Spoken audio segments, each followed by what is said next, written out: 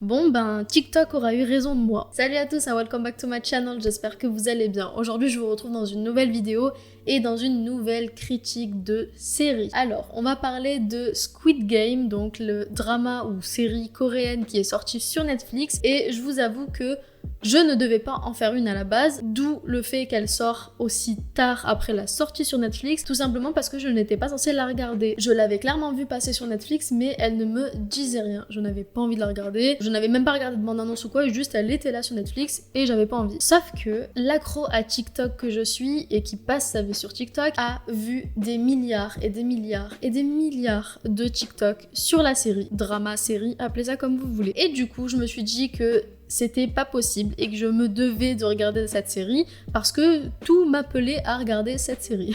Donc j'ai finalement décidé de regarder la série et du coup je vais tout simplement vous donner mon avis dans cette vidéo. Avant de commencer, n'oubliez pas de mettre un petit pouce en l'air et de vous abonner à la chaîne et de venir me suivre sur mon Instagram.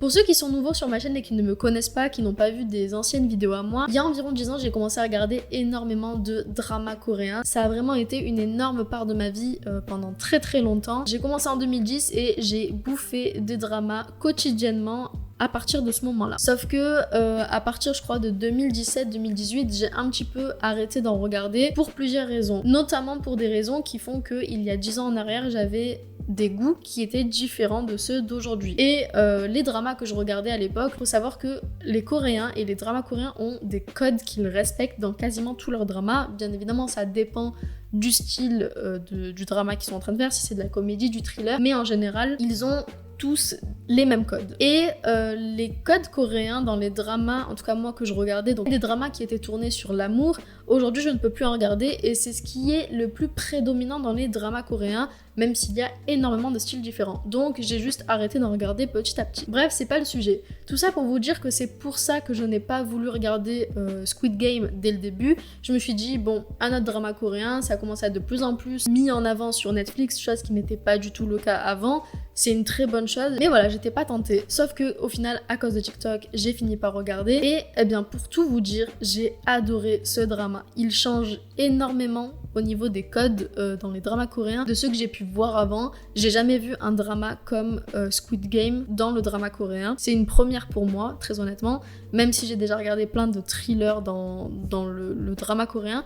Mais c'est vrai que Squid Game sort un peu des sentiers battus et des codes qu'on a l'habitude de voir dans les dramas. Je pense que c'est aussi pour ça qu'il a énormément plu, et pas que aux fans de drama coréen, mais aussi aux personnes qui de base ne regardent absolument pas ça. Chose qui est très très bien, et je pense que Netflix y est pour beaucoup. Je sais pas si la production, en tout cas la réalisation de Squid Game a été faite avec des Américains ou autres, ou si ça a été exclusivement fait par des Coréens, mais en tout cas ça a été très très bien fait et ça change, comme je vous disais, de ce qu'on a l'habitude de voir dans les dramas coréens, même dans le même style. En tout cas, j'ai adoré ce drama. Je trouve que malgré le fait qu'on ait un drama qui tourne vraiment dans un espace assez clos, c'est toujours les mêmes costumes, les mêmes endroits, les mêmes décors, on n'a pas énormément non plus de figuration étant donné qu'il y a vraiment ceux qui jouent à Squid Game. Et ben malgré ça, j'ai trouvé que la série était parfaitement bien dosée, que ce soit au niveau des acteurs. Les acteurs sont très très bons. La plupart, je les connaissais déjà dans d'autres dramas ou d'autres films coréens, mais ils sont extrêmement bons. Leur acting est vraiment très bien fait et surtout les Coréens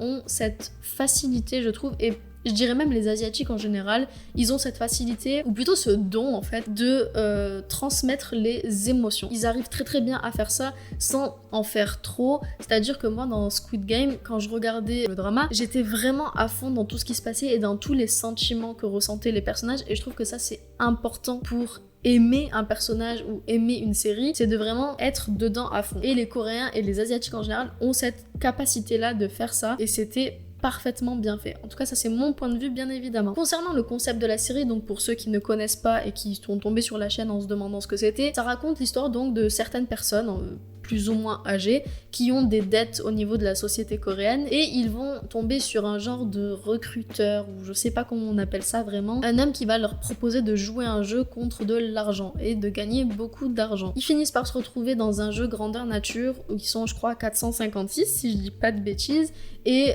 au fur et à mesure des épreuves qu'ils vont devoir avoir, ils vont se retrouver à être éliminés, sauf qu'ils vont se retrouver à être éliminés de la pire des façons, ils vont les tuer tout simplement, donc ils ne retrouveront jamais l'extérieur. Et en fait, plus des participants meurent et plus la cagnotte augmente. Et à partir de ce moment-là, on va avoir des coups bas, des joueurs entre eux qui vont se liguer pour créer des groupes et s'entraider, d'autres qui vont se trahir, et ça va être tout un jeu vraiment sur la psychologie des gens, sur un aspect aussi très sociétal des choix en fait, des dilemmes qu'on a à faire. Est-ce qu'on préfère se sauver soi-même au détriment des autres? Est-ce qu'on préfère sauver les autres? Enfin bref, il y a plein de dilemmes je trouve dans cette série qui sont très très bien amenés et j'ai adoré, je l'ai bouffé en une journée, mon copain l'a regardé avec moi d'ailleurs, il a beaucoup aimé aussi. Je trouve qu'il y a une certaine justesse dans cette série qui est vraiment très bien amenée. Je sais, je fais que me répéter depuis tout à l'heure, mais en même temps, la série est très très bonne. D'ailleurs, concernant la fin, donc là il va y avoir du spoil, concernant la fin, donc le dernier participant, donc celui qui gagne, ce personnage-là finit par gagner du coup le jeu et il va se retrouver à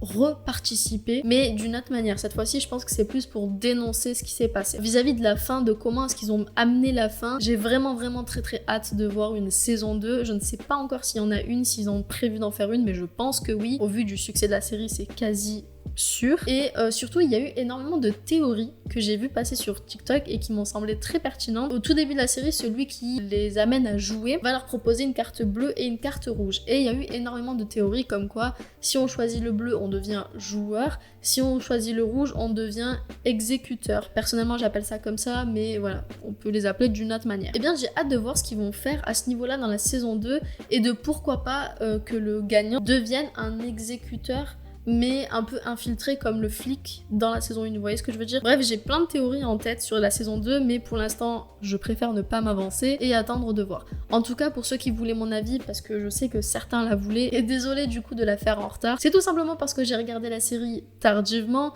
mais j'ai adoré le concept, j'ai adoré la série. Pour ceux qui se demandent, elle est pas vraiment gore, même s'il y a énormément de morts à chaque épisode. Il y a 9 épisodes qui durent environ 1 heure, un peu moins d'1 heure. Il y a des morts à tous les épisodes, ça c'est vrai. Les sentiments, les émotions sont très présentes dans la série. Néanmoins, je trouve pas qu'elle soit gore. Ils ont su ajuster la manière de faire ça, la manière de les tuer, de comment ils montrent ces scènes-là. Et je trouve que c'est très coréen justement dans ce style et que c'est pas gore non plus, au point d'avoir envie par exemple de vomir en regardant. Pas du tout, bien au contraire. Je trouve que la série est vraiment très prenante au niveau émotionnel. Donc je vous la conseille si vous ne l'avez pas encore vue et que vous hésitez, je vous la conseille à 2000%, surtout ceux qui ne connaissent pas forcément des dramas coréens et qui veulent peut-être commencer. Je vous la conseille. Après, vous la regardez en français, vous la regardez en coréen, vous la regardez en ce que vous voulez. On a la chance, entre guillemets, d'avoir des VF maintenant pour les dramas coréens, même si personnellement je préfère regarder en coréen. Surtout le premier épisode, quand j'ai vu le 1, 2, 3 soleil en français, j'ai fait non, c'est pas possible. Mais en tout cas, voilà. Je vais pas parler pendant 2 heures dans cette vidéo, je pense que ça sert à rien. Mais en tout cas, voilà, je vous ai donné mon avis. Très bonne série, très bon jeu d'acteur, très bien faite au niveau des subtilités et des émotions. Et j'ai super hâte la saison 2. Dites-moi vous en commentaire ce que vous avez pensé de cette saison 1, en tout cas si vous l'avez vue, si vous espérez une saison 2, si vous avez pas du tout aimé. Bref, dites-moi tout ça en commentaire, j'ai vraiment envie de savoir votre avis, donc n'hésitez pas à me le dire en commentaire. Pour ma part, la vidéo est terminée, je vous fais plein de bisous et je vous dis à vendredi pour un nouveau vin fait et je vous le dis en avance, ce sera un vin fait sur Supernatural. Voilà, je vous fais plein de bisous. I thought it'd be me and you.